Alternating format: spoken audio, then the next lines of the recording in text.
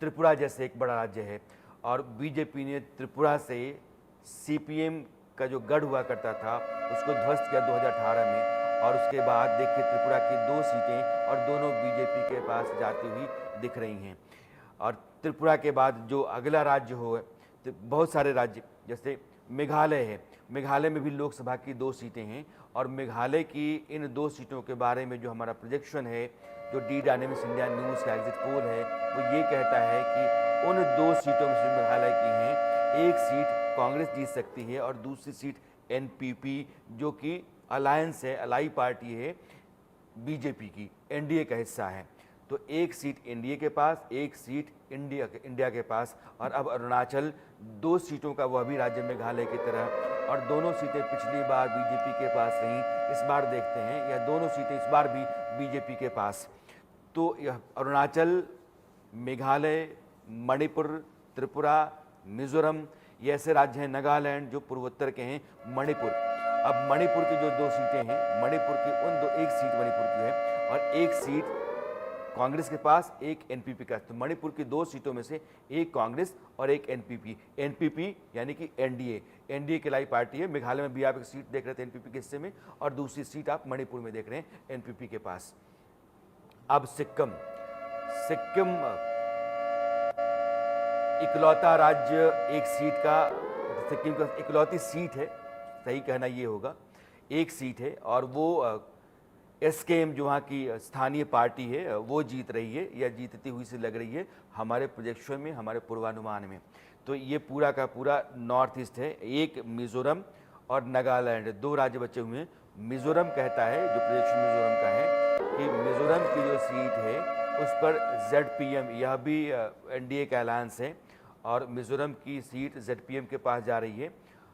और इसके अलावा एक राज्य बचता है नागालैंड। नागालैंड पूर्वोत्तर का बहुत महत्वपूर्ण राज्य माना जाता है, 1 सीटों का राज्य, और एनडीपीपी, एनडीपीपी भी एनडीए की एलाई पार्टी है, बीजेपी की सहयोगी पार्टी है। इस तरीके से आप देखते हैं तो 25 में से 19 सीटें पूर्वोत्तर की एनडीए जीत रहा है। निविर डेका हमारे सहयोगी वहाँ से गुवाहाटी से जुड़े हुए हैं। निविर, ये हेमंत के चलते कितना है बीजेपी, नरेंद्र मोदी की जो यात्राएं होती हैं वहाँ जो विकास बीजेपी के ज़रिए, नरेंद्र मोदी की सरकार के ज़रिए हुआ है, उसके ज़रिए कितना है? क्योंकि वहाँ बहुत सारी स्थिरता रहती है, जैसे मणिपुर का मामला है, नागालैंड का मामला है।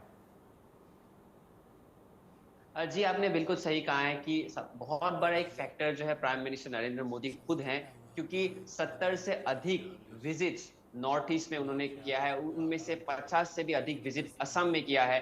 असम में एक हमेशा से एक नाराजगी थी कि मनमोहन सिंह राज्यसभा से असम से चुने जाते थे, लेकिन फिर भी असम में एक नेग्लिजेंस, या नॉर्थ ईस्ट में एक नेग्लिजेंस था पिछले सरकारों में। तो नरेंद्र मोदी का 70 से भी अधिक जो विजिट उन्होंने नॉर्थ ईस्ट में किया है, और 300 से अधिक यूनियन मिनिस्टर्स, विभिन्न जो डिपार्टमेंट है, यूनियन नेशनल हाईवे हो गया, पावर हो गया, फाइनेंस हो गया, अधिक 300 से अधिक विजिट नॉर्थ ईस्ट में हुआ है। और नॉर्थ ईस्ट का जो मेन फोकस था, जो अष्टलक्ष्मी भी कहा जाता था, कि कनेक्टिविटी और पीस, कनेक्टिविटी और पीस में जो है बहुत काम किया गया था। कनेक्टिविटी में आप देख सकते हैं कि धोला सदिया जो पुल बनाया था, जिससे कारण हम आज हम टैंक्स और हमारा जो कनेक्टिविटी है अरुणाचल के साथ बहुत अच्छा हो गया है। और दूसरी बात है पीस, पीस क्योंकि जो सबसे एक खतरनाक जो एक इंसर्जेंट ग्रुप था, ये सबसे एक जो पावरफुल ग्रुप था, इंसर्जेंट ग्रुप जो उल्फा कहा जाता था, उनके साथ भी पीस समझौता हुआ था स्वयं दिल्ली में,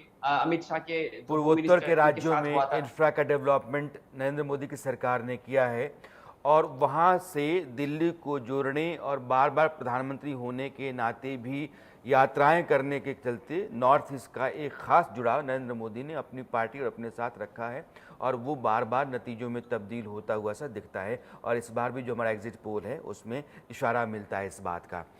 आलोक जी, जी एक सवाल मेरा आपसे है, और हमारे सवाल तो कई हैं, लेकिन इस बार का चुनाव 3 मायनों में मुझे लगता है कि अहम है। पहला, नरेंद्र मोदी का अब पूरे देश में कोई मुकाबला नहीं, वो अजेय नेता हैं। दूसरा कि बीजेपी पहली बार समूचे हिंदुस्तान में अपनी जीत की उपस्थिति दर्ज कराएगी, क्योंकि केरल, तमिलनाडु जैसे राज्यों में भी बीजेपी को सीटें मिलती हुई सी दिख रही हैं। और तीसरी बात ये है कि बीजेपी जो नरेंद्र मोदी की अगुवाई में चल रही है, उसके मुकाबले में जो स्थानीय नेता रहे वो धीरे धीरे वो छोटे होते चले जाएंगे, चाहे किसी भी राज्य में हो, वो शरद पवार हों, उद्धव ठाकरे हों, नवीन पटनायक हों, चाहे किसी दूसरे राज्य में दूसरे नेता हों, हेमंत सोरेन, अरविंद केजरीवाल की भी बात मैं कर रहा हूँ। यह जो प्रभाव नरेंद्र मोदी का इस तरीके से दिख रहा है, अगले 5 वर्षों में अगर उनका ग्रोथ रेट ऐसा ही रहा है, लोकप्रियता ऐसी ही रही और सरकार उनकी लोगों की उम्मीदों पर ऐसे ही खरा उतरती रही, तो आप कैसे देखते हैं? राणा जी, पहली बात पूर्वोत्तर को लेकर मैं ये भी कहूँगा कि किरण रिजिजू जी को भी योगदान को आप कम मत आंकिए। ये ठीक है, हेमंत बिस्वा का है, लेकिन उससे पहले से जिस तरह से बीजेपी ने किरण रिजिजू जी पर काम किया या आरएसएस ने पूर्वोत्तर में काम किया, आरएसएस मतलब मोदी जी हो सकता है सरसंघ चालक होते और मोहन भागवत प्रधानमंत्री होते, ये आप अंतर समझ लीजिए। बार बार ये कहा जाता है कि संघ ने इस बार सहयोग नहीं किया, मैं इससे सहमत नहीं हूँ। जेपी नड्डा ने जब साफ साफ कहा अब हमें संघ की, मतलब उनके काफ़ी वर्कर एक 10 साल में तो वो भी तो उनकी उम्र बढ़ गई, वो लोग बीजेपी में ही शामिल हो गए। आप देखिए राजस्थान के मुख्यमंत्री आरएसएस के वजह से उनको बनाया गया है। तो ये कहना एक बड़ा कारण ये है कि आपने जो सवाल किया, नरेंद्र मोदी और संघ एक होकर के जो रणनीति पूरे राष्ट्रीय स्तर पर राष्ट्रवाद और हिंदुत्व का मतलब सारे भारतीय 98% मुस्लिम भी हमारे 98% जो लोग भारत में पैदा हुए मुस्लिम वो भारतीय हैं, वो चाहे नमाज पढ़ें या चर्च जाएं या गुरुद्वारा जाएं, कहीं जाएं। इसलिए मेरा ऐसा मानना है कि उस दिशा में नरेंद्र मोदी अपना टारगेट अरविंद पूरा जी हमारे साथ मौजूद है। अरविंद जी, हमने देश के सभी हिस्सों पर चर्चा कर ली है, लेकिन अगर जो एग्जिट पोल हमारा दिखाई दे रहा है 371 सीटों पर, क्या मान रहे हैं, क्या ये सटीक है? क्योंकि ज्यादातर एग्जिट पोल अगर एक हाथ नहीं, किसी मैं को तो कहूँगा छोड़ अरविंद जी, दिया जाए। आप इसको कैसे डिफाइन करेंगे? हाँ। अगर यही सरकार आती है, नतीजे इसी के आसपास रहते हैं, तो फिर भारतीय राजनीति को और जो जनमत हिंदुस्तान का है उसको आप कैसे देखते हैं?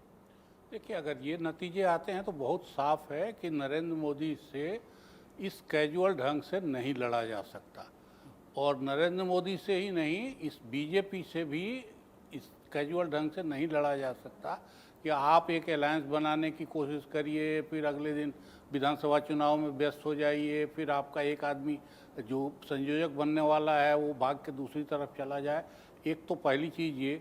दूसरा, पार्टियों के अंदर भी अगर आप देखेंगे, हम राहुल गांधी की शिकायत करें, तारीफ करें, लेकिन वही घूमते रहे हैं और उनके पीछे न कांग्रेस घूमी है न विपक्ष घूमा है, और विपक्ष के सारे बाकी लोग भी, उनका भी कोई राजनीतिक कर्तव्य किसी मसले पे है, ये तभी दिखाई देता है जब उनकी बिरादरी का और उनके इलाके का कोई मसला आता है।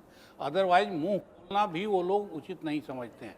जो बड़े बड़े दिग्गज गिने जाते हैं विपक्ष के और राज्यों के, वो नेशनल इशूज़ पे, इंटरनेशनल इशूज़ पे मुंह खोलना भी नहीं चाहते। तो नरेंद्र मोदी से या इस बीजेपी से लड़ना भी एक बड़ा भारी काम है। अगर ये रिजल्ट आते और हैं कांग्रेस को लेकर जो प्रशांत किशोर की सलाह है, शायद उस पर भी विचार करना चाहिए कि राहुल गांधी को अपने आप को पीछे कर लेना चाहिए, जैसे दिग्विजय सिंह ने किया। नहीं, लेकिन उनसे अलावा जो लोग हैं वो मेरे ख्याल से और बड़ा भी बदतर फैक्टर है कि नरेंद्र मोदी के नेतृत्व को, नरेंद्र मोदी के कौशल को, उनकी पार्टी के काम करने के तौर तरीके को, उनके सरकार के काम करने के तौर तरीके, डिलीवरी को अगर आप कैजुअली लेते हैं तो फिर आप उसके मुकाबले में कहीं ठहर नहीं सकते हैं।